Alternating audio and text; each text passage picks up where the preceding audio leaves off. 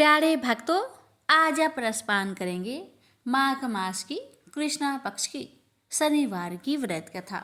शनिवार को आधिपति देव शनि देवता का दिन कहा जाता है। शनि देवता व्यक्ति को उनके कर्मों के अनुसार फल देते हैं, इसलिए उन्हें न्याय का देवता भी कहा जाता है। कहते हैं कि शनि की दृष्टि जिस मनुष्य पे पड़ जाए, या तो वो राजा बन जाता है या फिर रंक। शनि भगवान की महादशा का सामना कर रहे व्यक्तियों को शनिवार का व्रत रखना चाहिए, क्योंकि अगर कर्मों के फलदाता आपके पूजा से खुश हो गए तो आपके जीवन से दुखों का अंत हो जाएगा। अब सुनिए शनि महाराज की व्रत कथा। कथा को पूरा जरूर सुनिएगा और दूसरों के पास भी शेयर करें। दोस्तों, वैसे तो सूर्य पुत्र शनि देव के कई मंदिर भारत में स्थित है, लेकिन कुछ मंदिर ऐसे हैं जिनका अपना अलग महत्व है और इन मंदिरों के साथ कुछ धार्मिक कहानियां भी जुड़ी हुई है। ऐसा ही एक मंदिर है शनि सिंगनापुर। आज मैं इसी मंदिर से जुड़ी कथा आपको सुनाने जा रही हूँ।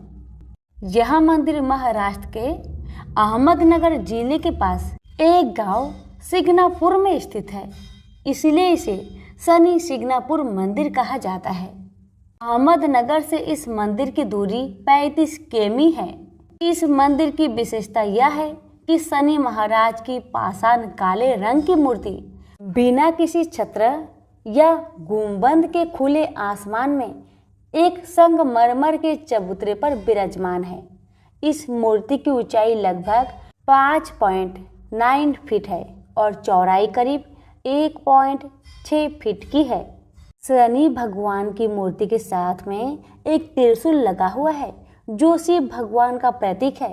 एक नंदी की प्रतिमा जिसका मुख दक्षिण की तरफ है। शनि भगवान की प्रतिमा के सामने शिव जी और हनुमान जी की छोटी मूर्ति भी चबूतरे पर विराजमान है। इस मंदिर की विशेषता, यह मंदिर स्वयं एक जागृत देव स्थान कहलाता है। इसका तात्पर्य ये है, ऐसा माना जाता है शनिदेव साक्षात इस मंदिर में निवास करते हैं। इस गांव में अगर कोई भी इंसान चोरी करता है तो शनि भगवान स्वयं उसे सजा देते हैं।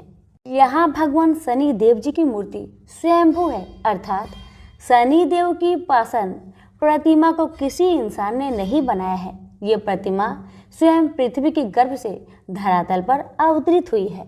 ये प्रतिमा कितनी पुरानी है और किसने इसको यहाँ स्थापित किया है, इस बारे में ऐसी कोई पुख्ता जानकारी नहीं है, लेकिन कई किंवदंतियां और पौराणिक कथाएं प्रचलित है।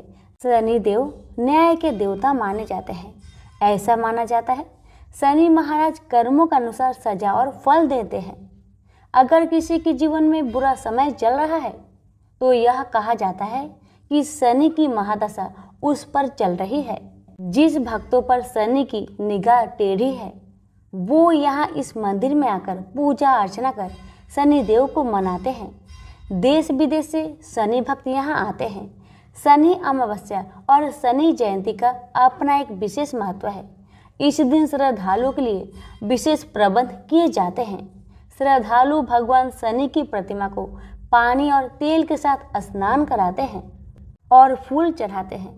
मेले के दिन शनि भगवान की पालकी का आयोजन किया जाता है। सिंगनापुर गांव के लोगों का मानना है इस गांव पर साक्षात शनि देव की कृपा है। इस गांव में किसी भी घर में दरवाजे नहीं हैं। यहाँ बाहर जाने आने वाले लोग भी अपने अपने वाहनों को बिना ताला चाबी लगाए खुला छोड़ निश्चित घूमते हैं।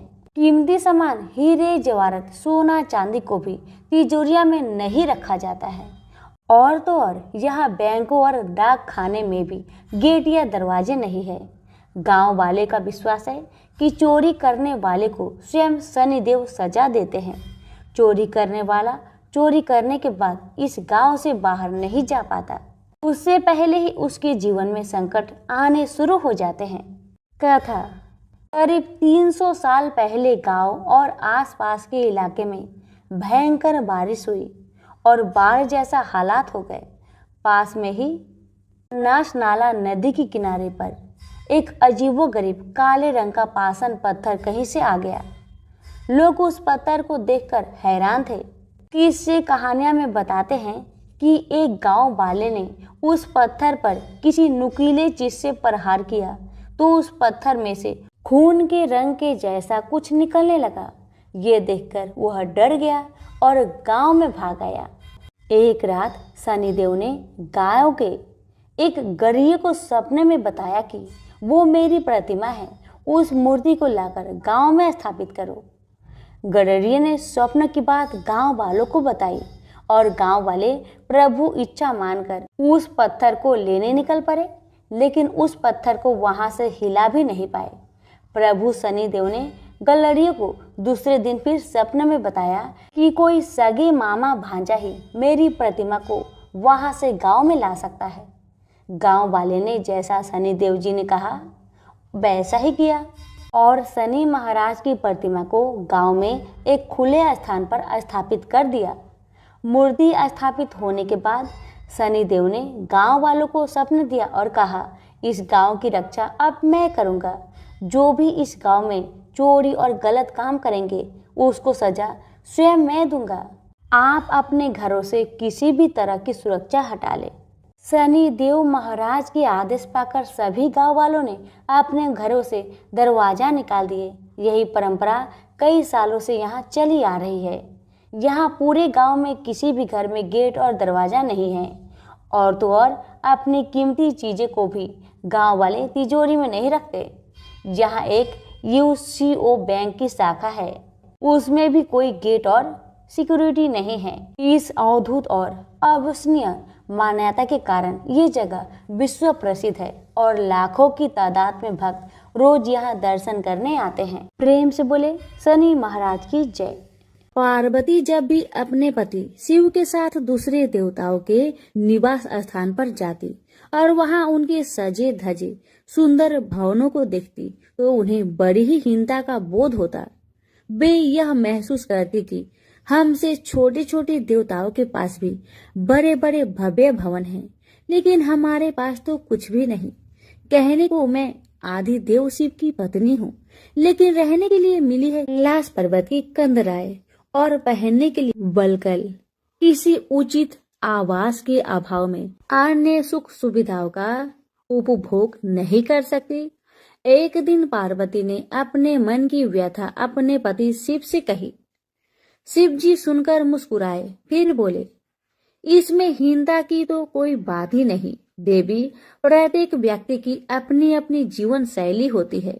हमारी जीवन शैली यही है, हम अपनी इस शैली को हीन क्यों समझे। अन्य देवगण प्रकृति से बहुत दूर है, जबकि हम प्रकृति की गोद में निवास करते हैं। यह तो हमारे लिए गौरव की बात है, हीनता की नहीं। शिव के तर्कों से पार्वती संतुष्ट नहीं हुई और बोली, मुझे आपकी ये बातें समझ में नहीं आती देव। मुझे तो अपना एक आवास चाहिए, बहुत ही भव्य और सुख सुविधा से पूर्ण। शिव ने अपनी सहज मुस्कान से साथ उत्तर दिया, इसमें क्या मुश्किल है देवी। मैं अभी विश्वकर्मा को बुलवा देता हूँ, उनसे जैसा चाहो वैसा आवास बनवा लो। विश्वकर्मा को बुलाया गया। पार्वती ने आदेश दिया, हमारे लिए ऐसा भव्य बनाओ जैसे विश्व में कहीं ना हो। विश्वकर्मा ने आदेश स्वीकार किया। निर्माण कार्य प्रारंभ हो गया। कुछ ही समय में पार्वती की इच्छा अनुसार भव्य भवन तैयार हो गया। अपने भवन को देखकर पार्वती अति प्रसन्न हुई। गृह प्रवेश की तैयारी होने लगी। पार्वती चाहती थी गृह प्रवेश के समय सभी प्रमुख देवता हमारे यहाँ उपस्थित रहे। शिव ने अपनी सहमति दे दी। सभी प्रमुख देवी देवताओं को आमंत्रण भेजा गया। यह प्रवेश के समय वे सब कैलाश पर्वत पर आ गए। उन्होंने पार्वती के भव्य भवन की भूरी भूरी प्रशंसा की, लेकिन विश्वनेत्री ब्रह्मा खामोश रहे। जब सब देवी देवता जाने लगे तो पार्वती ने ब्रह्मा जी से पूछा, देव क्या आपको यह आवास पसंद नहीं आया। ब्रह्मा जी ने आश्चर्य व्यक्त करते हुए पार्वती से ही प्रश्न किया, देवी मैंने कब ऐसा कहा। आपके चेहरे की भाव भंगिमा कुछ ऐसे कह रही है प्रभु। पार्वती ने अपनी शंका स्पष्ट की। फिर ब्रह्मा जी को मौन देखकर पार्वती ने अपनी बात आगे बढ़ाई। तो आप कुछ संकोच कर रहे हैं, स्पष्ट कहिए क्या बात है। ब्रह्मा जी ने तनिक रुककर उत्तर दिया, देवी और तो सब ठीक है, लेकिन इस प्रसाद पर शनि की कुदृष्टि है। इतना कहकर वे वहां से चले गए। पार्वती ने ब्रह्मा जी की बात शिव को बतलाई तो वे कुछ चिंता में पड़ गए। पार्वती ने पूछा, प्रभु शनि की दृष्टि से क्या हो सकता है? यह प्रसाद जल सकता है? भगवान शिव ने उत्तर दिया, हाँ। यह सुनकर पार्वती भी चिंतित हो गई और बोली, प्रभु इसके लिए कोई उपाय कीजिए। शिव ने निराश व्यक्त की, शनि की दृष्टि को हटाना सरल नहीं है देवी। शिव का उत्तर सुनकर पार्वती आवेश में आ गई और बोली, सरल क्यों नहीं है? आप अभी शनि लोक जाइए और शनि देव से कहिए कि वह हमारे प्रसाद से अपनी कुदृष्टि हटा ले। यदि वह मान जाए तो आप तत्काल उसे कोई वरदान दे दीजिएगा, और यदि न माने तो आप अपना डमरू जोर से बजा दीजिएगा। मैं स्वयं अपने प्रसाद को आग लगा दूंगी। यदि प्रसाद को जलना ही है तो यह मेरे हाथों से जलेगा, शनि की कुदृष्टि से नहीं। इसके बाद मैं शनि को श्राप दूंगी। पार्वती की इच्छा अनुसार शिव शनि लोग गए। वहां शनि देव ने उनकी अभ्यर्थना की और आदर के साथ आसन पर बैठाया। आसन ग्रहण करने के बाद शिव ने अपने आने का प्रयोजन बताया। देवी पार्वती ने जो प्रसाद बनवाया है उस पर तुम्हारी कुदृष्टि है, अतः वे चाहती है कि तुम उधर से अपनी कुदृष्टि हटा लो। शनि देव ने करवध होकर निवेदन किया, आप निश्चिंत रहे देव। माता पार्वती के प्रसाद पर कुदृष्टि डालने का मैं दुस्साहस नहीं कर सकता। शनि से आश्वासन पाकर शिव प्रसन्न हो गए। शनि, मैं तुमसे प्रसन्न हूँ, तुम जो चाहे वर मांग सकते हो, भोलेनाथ ने कहा। शनि ने विनम्र भाव से कहा, प्रभु आपका दिया हुआ सब कुछ मेरे पास है, अब मैं और क्या मांगू? हाँ, एक इच्छा अवश्य है, वह है आपका तांडव नृत्य देखने की।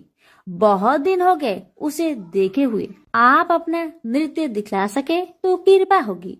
शनि का यह अनुरोध शिव को अच्छा लगा। उन्होंने तत्काल अपना डमरू उठा लिया और लगे नृत्य करने। भोले भंडारी ये भी भूल गए कि पार्वती ने डमरू की आवाज सुनकर अपने नवनिर्मित प्रसाद को जला देने की बात कही थी। बस डमरू बजा बजा कर नृत्य करते रहे।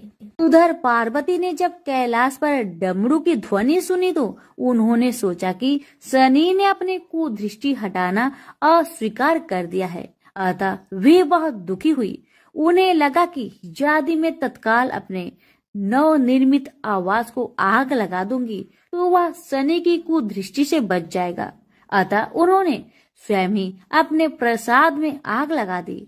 वह धू धू करके जल उठा। प्रसाद को जलता देख पार्वती का शनि पर क्रोध धीरे धीरे बढ़ने लगा। अब वे उसे श्राप देने को तैयार हो गई, लेकिन उसी समय भगवान शिव वहां पहुंच गए। उन्होंने प्रसाद को जलते देखा तो वे आश्चर्यचकित रह गए। उनकी समझ में ही नहीं आया कि यह कैसे हो गया। फिर अचानक उन्हें सब कुछ स्मरण हो गया। अपनी भूल का उन्हें एहसास हुआ। उन्होंने पार्वती को सब कुछ सुनाया। सच्चाई जानकर पार्वती को भी अपनी जल्दबाजी पर दुख हुआ। अब शनि को श्राप देने का कोई अर्थ नहीं था। प्रत्यक्ष उसका कहीं कोई अपराध नहीं था। फिर भी पार्वती और शिव को यह लग रहा था कि यह सब हुआ शनि की कुदृष्टि से ही, लेकिन स्थिति को देखते हुए वे दोषी नहीं ठहरा सकते। प्रेम से बोलिए शनि महाराज की जय। उमापति शंकर भगवान की जय। पिपलाद ऋषि का नाम आप सभी ने सुना होगा। वह महर्षि दधीचि के पुत्र थे। महर्षि दधीचि जिन्होंने अपनी हड्डियों का दान कर दी थी, जिससे इंद्र का वज्र बनाकर और वृत्तासुर का संहार संभव हो पाया था।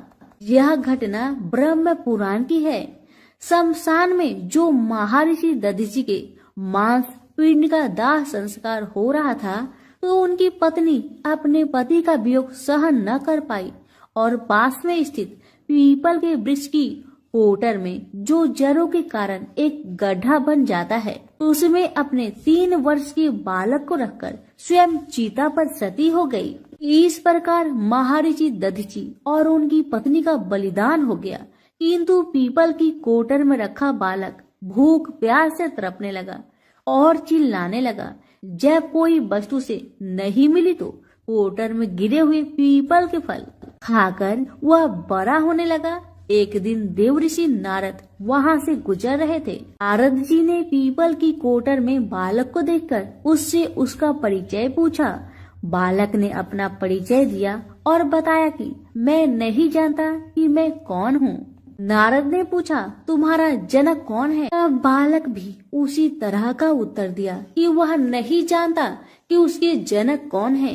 तब नारद जी ने अपना ध्यान धरकर उस बच्चे के बारे में पूरी जानकारी निकाली और उसे बताया कि तुम महान दधीचि के पुत्र हो। तुम्हारे पिता की अस्थियों का वज्र बनाकर ही देवताओं ने असुरों पर विजय प्राप्त की थी। नारद ने बताया कि तुम्हारे पिता दधीचि की मृत्यु मात्र 31 वर्ष की उम्र में ही हो गई थी। बालक ने अपने पिता की अकाल मृत्यु के बारे में जानना चाहा। तब नारद जी ने बताया कि उन पर आई इस विपत्ति का कारण शनिदेव की महादशा थी। नारद जी ने उस बालक को पिप्पलाद नाम दिया क्योंकि वह पीपल के पत्ते और उसका गुदा खाकर बड़े हुए थे। उसके बाद नारद जी ने उसे दीक्षित किया। नारद जी के जाने के बाद उस बालक ने, जिसका नाम पिप्पलाद था, ब्रह्मा जी की घोर तपस्या की। ब्रह्मा जी ने जब बालक से वर मांगने के लिए कहा तो पिप्पलाद ने अपने दृष्टि मात्र से किसी को भी जलाने की शक्ति मांगी। ब्रह्मा जी ने उसे वरदान दे दिया। ब्रह्मा जी के वरदान के बाद पिप्पलाद ने सबसे पहले शनि देव का आह्वान किया और उन्हें अपने सामने प्रस्तुत किया। सामने पाकर उन्होंने शनि देव को भस्म करना शुरू कर दिया। शनि देव शरीर से जलने लगे। ब्रह्मांड में कोलाहल मच गया। सूर्य पुत्र शनि की रक्षा के लिए सारे देवता विफल प्रतीत हो रहे थे। सूर्य ने अपनी आंखों के सामने अपने पुत्र को जलता हुआ देखा।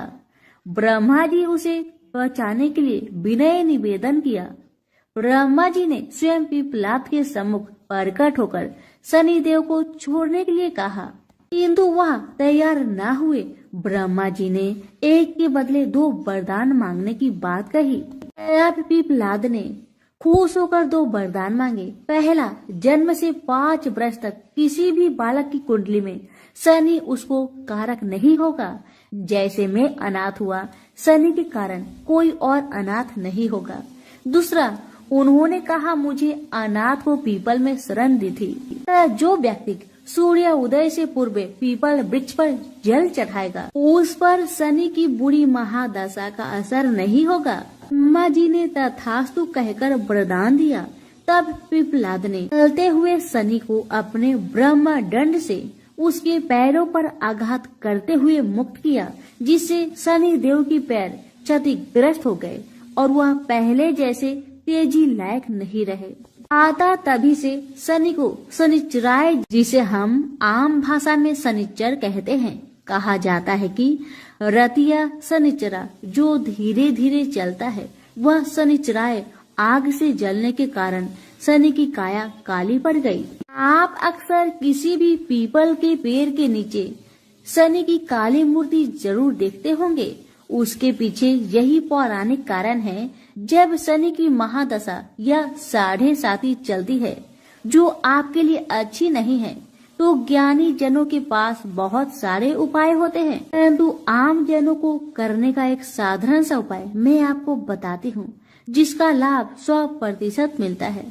आपको सुबह उठना है, सूर्य उदय से पूर्व नहा धोकर पीपल के वृक्ष को जल देना है, उसके साथ चक्कर लगाने हैं और 7 चक्कर लगाने के बाद इस मंत्र को हिंदी में बोलना है। आपको कहना है कि जिस तरह से आपने पिप्पलाद ऋषि की रक्षा की थी, ठीक उसी तरह मेरी भी रक्षा करें, और आप पाएंगे कि कुछ ही दिनों में आपकी जिंदगी में शनि के बुरे प्रभाव कम होते जा रहे हैं। प्रेम से बोलिए शनि भगवान की जय, पिप्पलाद ऋषि की जय। पुराणों में शनि देव के जन्म की कई कथाएं मौजूद है, जिससे सबसे अधिक प्रचलित कथा स्कंद पुराण के काशी खंड में मौजूद है। कथा के अनुसार सूर्य देव का विवाह राजा दक्ष की पुत्री संज्ञा के साथ हुआ था। सूर्य देव और संज्ञा को 3 पुत्र वैश्वतमन, यमराज और यमुना का जन्म हुआ। सूर्य देव का तेज काफी अधिक था, जिसे लेकर संज्ञा काफी परेशान रहती थी। वे सूर्य देव की अग्नि को कम करने का उपाय सोचती रहती थी। सोचते सोचते उन्हें एक उपाय सूझा और उन्होंने अपनी एक हम शकल बनाई, जिसका नाम उन्होंने स्वर्णा रखा। स्वर्णा के कंधों पर अपने 3 बच्चों की जिम्मेदारी डालकर संज्ञा जंगल में कठिन तपस्या के लिए चली गई। संज्ञा की छाया होने के कारण सूर्य देव को कभी स्वर्णा पर शक नहीं हुआ, और स्वर्णा एक छाया होने के कारण उसे भी सूर्य देव की तेज से कोई परेशानी नहीं हुई। उधर संज्ञा तपस्या में लीन थी, वही सूर्य देव और स्वर्णा से 3 बच्चे मनु, शनिदेव और भद्रा का जन्म हुआ। हिंदू धर्म में यह कथा काफी प्रचलित है। कहा जाता है एक बार भगवान सूर्य देव पत्नी स्वर्णा से मिलने आए। सूर्य देव के तप और तेज के आगे शनिदेव महाराज की आंखें बंद हो गई और वे उन्हें देख नहीं पाए। वहीं शनिदेव की वर्ण को देख भगवान सूर्य ने पत्नी स्वर्णा पर शक करते हुए कहा कि ये मेरा पुत्र नहीं हो सकता। ये बात सुनते ही शनिदेव के मन में सूर्य देव के लिए शत्रु भाव पैदा हो गए, जिसके बाद उन्होंने भगवान शिव की कठिन तपस्या करनी शुरू कर दी। शनिदेव की कठिन तपस्या के बाद भगवान शिव प्रसन्न हुए और उन्हें वरदान मांगने को कहा। इस बात पर शनिदेव ने शिव जी से कहा कि सूर्य देव मेरी माँ का अनादर और प्रताड़ित करते हैं, जिस वजह से उनकी माता को हमेशा अपमानित होना पड़ता है। उन्होंने सूर्य देव से ज्यादा शक्तिशाली और पूजनीय होने का वरदान मांगा। शनिदेव की इस मांग पर उन्होंने शनिदेव को 9 ग्रहों का स्वामी होने का वरदान दिया। उन्हें सबसे श्रेष्ठ स्थान की प्राप्ति हुई। इतना ही नहीं, उन्हें ये भी वरदान दिया गया कि सिर्फ मानव जातक का ही नहीं बल्कि देवता, असुर, गंधर्व, नाग और जगत के सभी प्राणी उनसे भयभीत रहेंगे। प्रेम से बोलिए शनि महाराज की जय हो। एक ब्राह्मण को सपने में नीली घोड़ी पर नीले कपड़े पहने एक आदमी दिखाई देता है और कहता है, हे ब्राह्मण देवता, मैं तेरे लगूंगा। ब्राह्मण घबरा कर उठ गया। अगले दिन यही सपना उसे फिर आता है। यह सपना उसे रोज आने लगा। वह परेशान हो गया और चिंता के मारे दुबला होने लगा। उसकी पत्नी ने कारण पूछा तो उसने सपने के बारे में बताया। ब्राह्मणी बोली, वे अवश्य ही शनि महाराज होंगे। अब की बार देखे तो कहना लग जाओ, पर 1.25 पहर से ज्यादा मत लगना। उस दिन सपना आने पर ब्राह्मण ने कहा, लग जाओ, पर कितने समय के लिए लगोगे? शनि जी बोले, 7.5 वर्ष का लगूंगा। ब्राह्मण ने कहा, क्षमा करे शनि जी, इतना भारी तो मुझसे झेला नहीं जाएगा। तब शनि जी बोले, तो 5 वर्ष का लग जाऊंगा।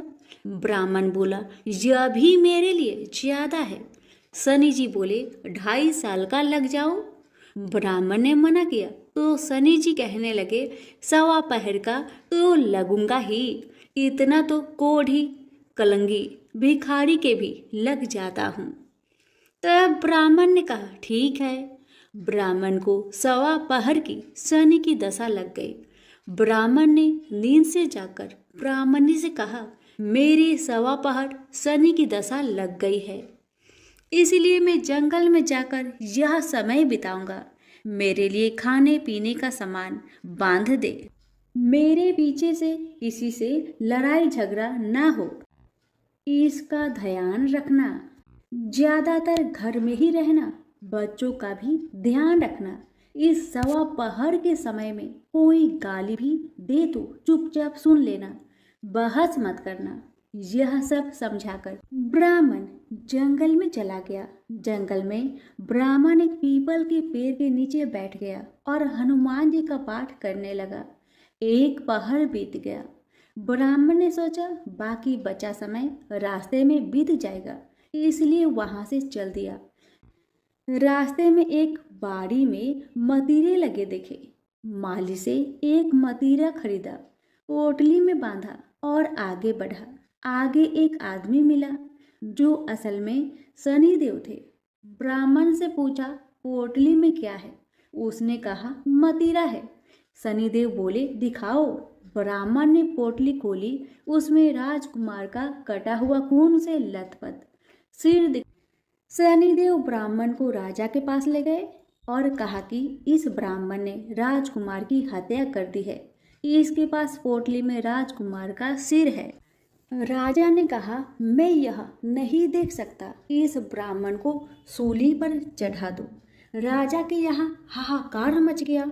ब्राह्मण को सूली पर चढ़ाने से पहले पूछा गया कि उसकी कोई आखिरी इच्छा हो तो बताए। ब्राह्मण ने सोचा इसी तरह सवा पहर पूरा करना होगा।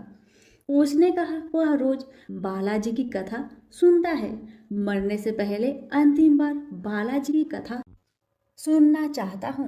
ब्राह्मण को कथा सुनाने का प्रबंध किया गया। कथा कहते कहते सवा पहर पूरा हो गया। शनि की दशा टलते ही राजकुमार शिकार खेल कर लौटता हुआ दिखाई दिया। राजकुमार को आता देख राजा बहुत खुश हुआ, लेकिन उसे निर्दोष ब्राह्मण की हत्या का दोष लगने का डर सताने लगा। उसने तुरंत घुड़सवार सैनिकों को ब्राह्मण को आदर सहित ले आने के लिए भेजा। ब्राह्मण राज दरबार में आया तो राजा ने क्षमा मांगी और पोटली दिखाने के लिए कहा। पोटली खोली तो उसमें मतीरा था।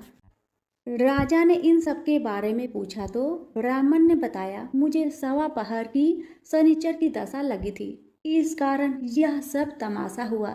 राजा ने पूछा, यह दशा कैसे टलती है? ब्राह्मण बोला, राजा, ये सेठ के लगे तो काला हाथी या काला घोड़ा दान करे, गरीब के लगे तो पीपल की पूजा करे। तब बोले, साजा शनिचर कहिए, जाके पाओ सदा ही पढ़िए।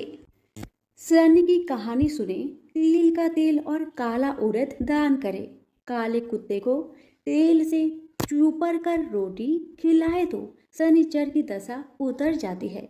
राजा ने उसे मतीरा वापस दे दिया। घर आकर ब्राह्मण ने मतीरा काटा तो उसके बीज की जगह हीरे मोती निकले। ब्राह्मणी ने पूछा, यह कहाँ से लाए? आप तो कह रहे थे शनि की दशा लगी है। ब्राह्मण ने कहा, जब दशा लगी थी तो यही मतीरा राजकुमार का सिर बन गया था। उतरती दशा के शनि जी निहाल कर गए। हे शनि देवता, जैसे ब्राह्मण के शनि की दशा लगी वैसे किसी के ना लगे, निहाल सबको करे। प्रेम से बोलिए, शनि महाराज की जय हो। एक समय स्वर्गलोक में सबसे बड़ा कौन, ये प्रश्न पर 9 ग्रह में वाद विवाद हो गया। विवाद इतना बढ़ा कि परस्पर भयंकर युद्ध की स्थिति बन गई। निर्णय के लिए सभी देवता देवराज इंद्र के पास पहुँचे और बोले, हे देवराज, आपको निर्णय करना होगा कि हम में से सबसे बड़ा कौन है।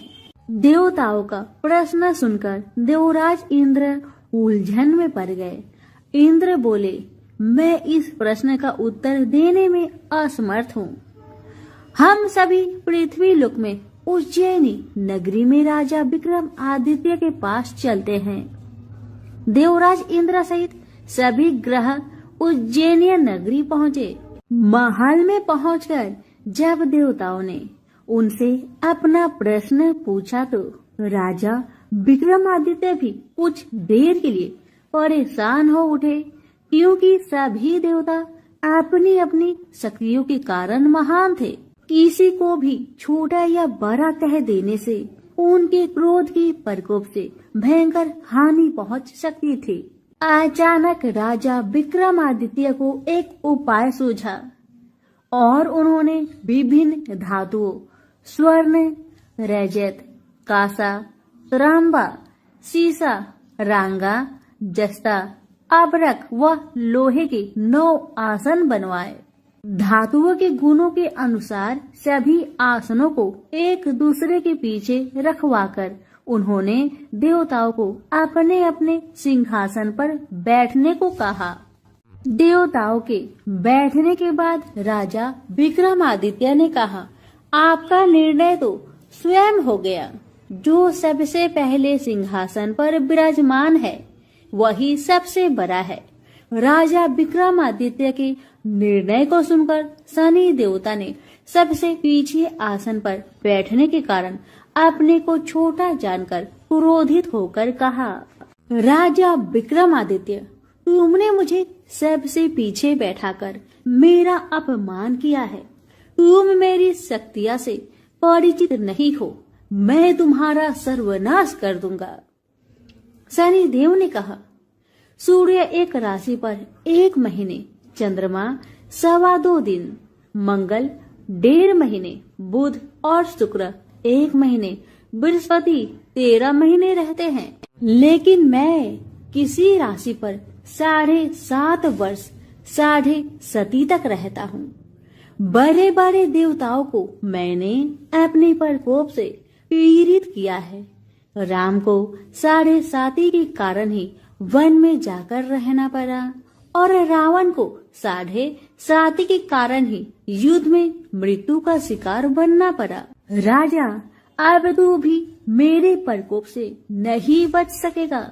इसके बाद अन्य ग्रहों के देवता तो प्रसन्नता के साथ चले गए, परंतु शनिदेव बड़े क्रोध के साथ वहां से विदा हुए।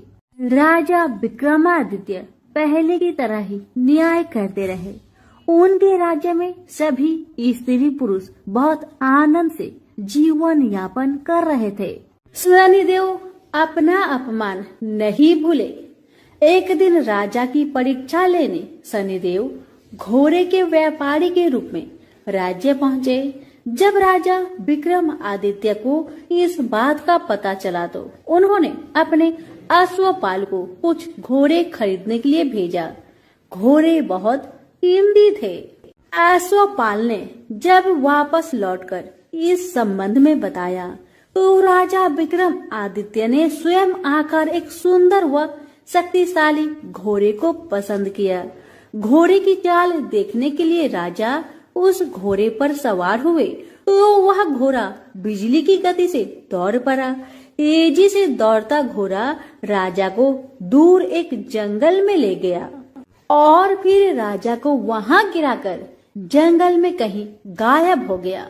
राजा अपने नगर को लौटने के लिए जंगल में भटकने लगा, लेकिन उन्हें लौटने का कोई रास्ता नहीं मिला।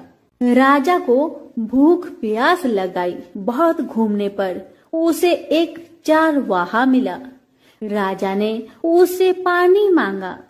पानी पीकर राजा ने उस चारवाहे को अपनी अंगूठी दे दी।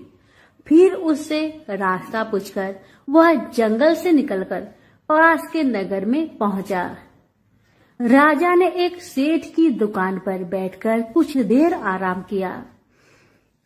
उस सेठ ने राजा से बातचीत की तो राजा ने उसे बताया कि मैं उज्जैनी नगरी से आया हूँ। राजा के कुछ देर दुकान पर बैठने से सेठ जी की बहुत बिक्री हुई। सेठ ने राजा को बहुत भाग्यवान समझा और खुश होकर उसे अपने घर भोजन के लिए ले गया। सेठ के घर में सोने का एक हार खूंटी पर लटका हुआ था। राजा को उस कमरे में छोड़कर सेठ कुछ देर के लिए बाहर गया।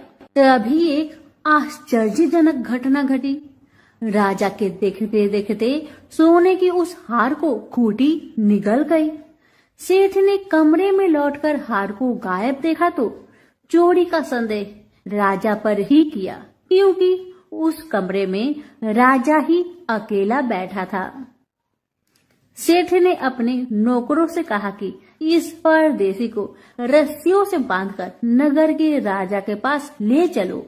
राजा ने विक्रमादित्य से हार के बारे में पूछा तो उसने बताया कि उसके देखते ही देखते खूंटी ने हार को निगल लिया था।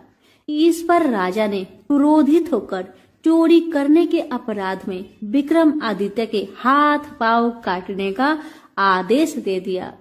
राजा विक्रमादित्य के हाथ पांव काटकर उसे नगर की सड़क पर छोड़ दिया गया। कुछ दिन बाद एक तेली उसे उठाकर अपने घर ले गया और उसे अपने कोल्हू पर बैठा दिया। राजा आवाज देकर बैलों को हाँकता रहता। इस तरह तेली का बैल चलता रहा और राजा को भोजन मिलता रहा। शनि के प्रकोप की 7.5 पूरी होने पर वर्षा ऋतु प्रारंभ हुई। राजा विक्रमादित्य एक रात मेघ मल्हार गा रहा था कि तभी नगर के राजा की लड़की राजकुमारी मोहिनी रथ पर सवार उस तेली के घर के पास से गुजरी।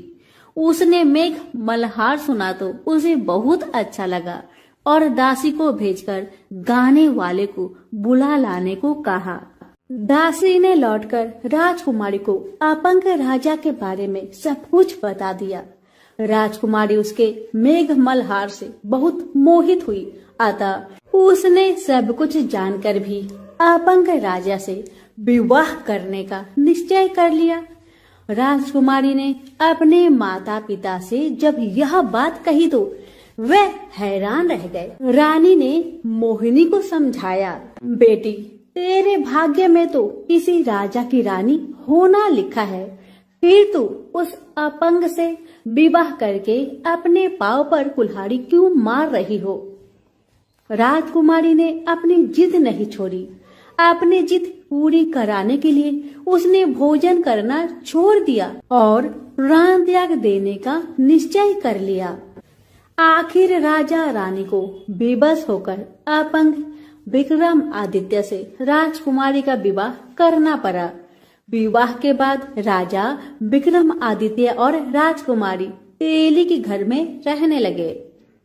उसी रात स्वप्न में शनि देव ने राजा से कहा, राजा तुमने मेरा प्रकोप देख लिया, मैंने तुम्हें अपने अपमान का दंड दिया है। राजा ने शनि देव से क्षमा करने को कहा और प्रार्थना की, हे शनिदेव, आपने जितना दुख मुझे दिया है अन्य किसी को न देना। शनिदेव ने कुछ सोचकर कहा, राजा मैं तुम्हारी प्रार्थना स्वीकार करता हूँ। जो कोई स्त्री पुरुष मेरी पूजा करेगा शनिवार को व्रत करके मेरी व्रत कथा सुनेगा, उस पर मेरी अनुकंपा बनी रहेगी। प्रातःकाल राजा विक्रमादित्य की नींद खुली तो अपने हाथ पांव देखकर राजा को बहुत खुशी हुई। उसने मन ही मन शनिदेव को प्रणाम किया। राजकुमारी भी राजा के हाथ पांव सही सलामत देखकर आश्चर्य में डूब गई। तब राजा विक्रमादित्य ने अपना परिचय देते हुए शनिदेव के प्रकोप की सारी कहानी सुनाई। सेठ को जब इस बात का पता चला तो दौड़ता हुआ तेली के घर पहुंचा और राजा के चरणों में गिरकर क्षमा मांगने लगा। राजा ने उसे क्षमा कर दिया, क्योंकि यह सब तो शनिदेव का प्रकोप के कारण ही हुआ था। सेठ राजा को अपने घर ले गया और उसे भोजन कराया। भोजन करते समय वहां एक आश्चर्यजनक घटना घटी। सबके देखते देखते उस खूंटी ने हार उगल दिया। सेठ जी ने अपनी बेटी का विवाह भी राजा के साथ कर दिया और बहुत से स्वर्ण आभूषण धन आदि देकर राजा को विदा किया। राजा विक्रमादित्य राजकुमारी मोहिनी और सेठ की बेटी के साथ उज्जैनी पहुंचे तो नगर वासियों ने हर्ष से उनका स्वागत किया। अगले दिन राजा विक्रमादित्य ने पूरे राज्य में घोषणा कराई कि शनिदेव सब देवों में सर्वश्रेष्ठ है। प्रत्येक स्त्री पुरुष शनिवार को उनका व्रत करे और व्रत कथा अवश्य सुने। राजा विक्रमादित्य की घोषणा से शनिदेव बहुत प्रसन्न हुए। शनिवार का व्रत करने और व्रत कथा सुनने के कारण सभी लोग की मनोकामनाएं शनिदेव की अनुकंपा से पूरी होने लगी। सभी लोग आनंद पूर्वक रहने लगे। तो प्रेम से बोलिए शनि भगवान की जय हो।